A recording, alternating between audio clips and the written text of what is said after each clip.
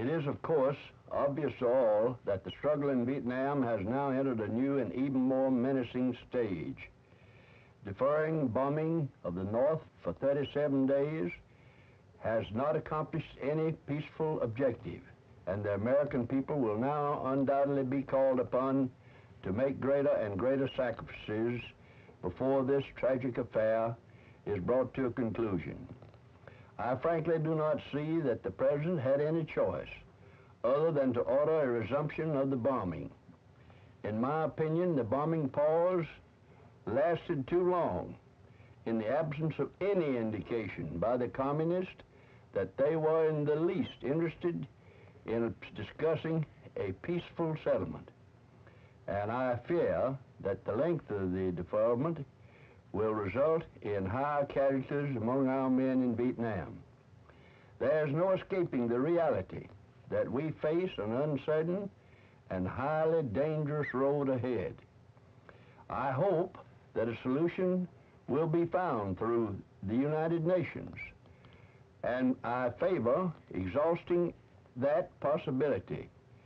But the contemptuous rejection by the communists of our repeated attempts to initiate peace talks in the United Nations and elsewhere should cause doubts in anyone's mind that they are interested in any settlement except on their terms, and that means our surrender.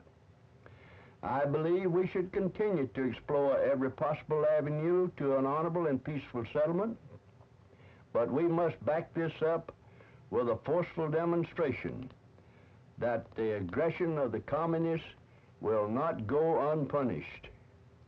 Now, men in Vietnam should not have to fight with one hand behind their back. And that is one reason I have urged airstrikes against every worthwhile military target and every supply route in North Vietnam. And that is why I have repeatedly called for sealing off the principal port of North Vietnam, Haiphong.